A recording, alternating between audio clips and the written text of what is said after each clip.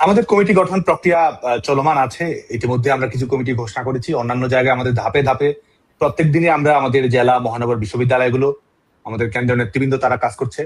দায়িত্বপ্রাপ্ত বিভিন্ন ইউনিটে বিভিন্ন জন রয়েছে, সেটির আলোকে তারা কর্মকাণ্ড পরিচালনা করছে সকল জায়গাতে। আজকে আমি এখান থেকে স্পষ্ট করে বলতে পারি, বাংলাদেশের সকল সাংগঠনিক ইউনিটে অগ্রাধিকারের ভিত্তিতে, প্রয়োজনের ভিত্তিতে, সক্রিয়তা নিষ্ক্রিয়তার বিবেচনায় সবখানে কমিটি ঘোষণা করা হবে। নতুন কমিটি ঘোষিত হবে, কমিটি পূর্ণাঙ্গ হবে এবং শুধুমাত্র সাংগঠনিক জেলা ইউনিটের কমিটি নয়, আমরা ওয়ার্ড ছাত্রলীগের কমিটি করার জন্য এক ধরনের ওয়ার্ড কমিটি উৎসব করবো। আমরা ইউনিয়নের কমিটি গঠন করার জন্য এক ধরনের ইউনিয়ন কমিটি উৎসব করবো। আমরা উপজেলার কমিটি ঘোষণা করার জন্য একটা ডেডলাইন দিব।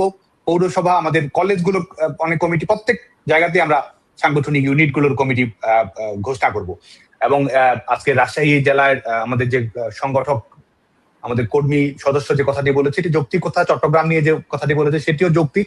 এবং এই কমিটিগুলো দীর্ঘদিন স্থবির রয়েছে, আমরা স্থবির রয়েছে, আমরা সিদ্ধান্ত গ্রহণ করতে পারিনি, কিন্তু তাদের কিন্তু সিদ্ধান্ত নিতে দেরি হয়নি যে তারা রাজপথে থাকবে এবং সেটি তারা কিন্তু দেখিয়েছে।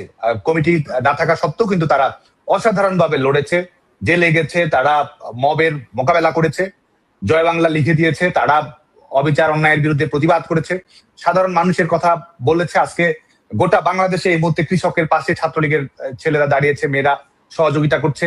যখন যখন সরকার নেই, সরকারকে আসলে খুঁজে পাওয়া যায় শুধুমাত্র সমস্ত অপ্রয়োজনীয় কাজে। সরকারকে আসলে খুঁজে পাওয়া যায় সমস্ত ধরনের এক ধরনের অ্যাটেনশন সিকিং বিভিন্ন ধরনের কর্মকাণ্ডে শুধুমাত্র তাদেরকে খুঁজে পাওয়া যায়। সরকারকে শুধুমাত্র খুঁজে পাওয়া যায় দোষারোপের কর্মকাণ্ডে। সরকারকে শুধুমাত্র খুঁজে পাওয়া যায় আদালতে, যখন রাজনৈতিক বিবেচনায় রায় দেওয়া হয় তখন।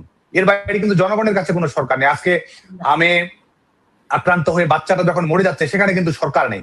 কৃষক যখন সারের সংকটে পাওয়া যাচ্ছে, দেশের সরকার আছে কি নেই বোঝা যাচ্ছে না। আজকে যখন গোটা দেশ অন্ধকার, বিদ্যুৎ নেই, দিনের পর দিন যখন বিদ্যুৎ থাকছে না, ছেলেমেয়েরা এমনকি এসএসসি পরীক্ষা দিচ্ছে, কি ধরনের দুর্বিষহ যন্ত্রণার মধ্যে দিচ্ছে, সেখানে কিন্তু সরকার খুঁজে পাওয়া যাচ্ছে না। সরকার শুধুমাত্র ক্ষমতার যেসব কারবার আছে সেই ক্ষমতার কারবারই কেবল সরকার খুঁজে পাওয়া যাচ্ছে।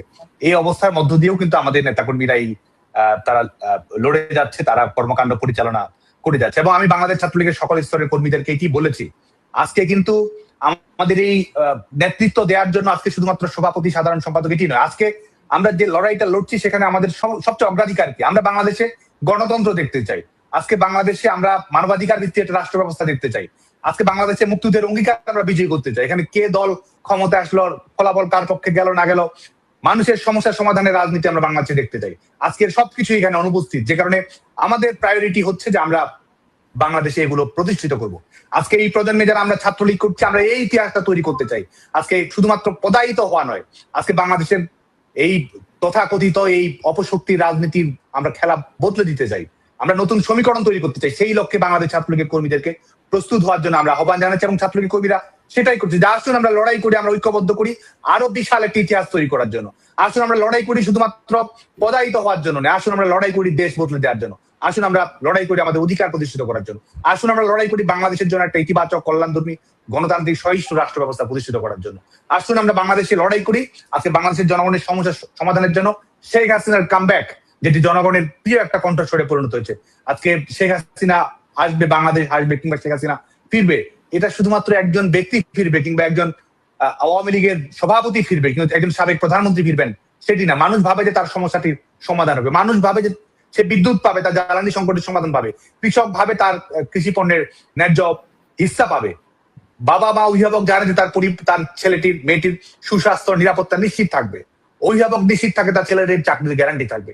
সে কারণেই আজকে তারা শেখ হাসিনার কামব্যাক চায়। আসুন আমরা এমন ভাবে লড়াই করি যে বাংলাদেশে শেখ হাসিনার এই প্রত্যাবর্তনের গল্পের রূপকার যেন বাংলাদেশ ছাত্রলীগ হতে পারে, এবং সেই লক্ষ্যে আমরা কাজ করছি, সেই লক্ষ্যে আমরা এগিয়ে যাওয়ার চেষ্টা করছি।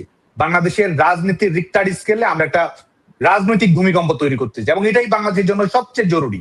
আজকে ছাত্রলীগের কর্মীদেরকে গোটা বাংলাদেশে যারা শুনছে, যারা দেখছে, ইউনিয়নে ওয়ার্ডে রাজনীতি করছে, পদ আছে পদ নেই, মূল্যায়িত হয়েছে, অবমূল্যায়িত হয়েছে, আজকে জুলুমের শিকার হয়েছে, নির্যাতনের শিকার হয়েছে, তারপরও লড়ে যাচ্ছে। আমি সবাইকে আহ্বান জানাবো যে আমরা কর্মী হয়ে, সংগঠক হয়ে আজকে সবাই যেন এই বৃহত্তর লক্ষ্য সামনে নিয়ে যেন আমরা এগোই। এবং একজনকে কারাবন্দী করবে, কয়জনকে আটকাতে পারবে?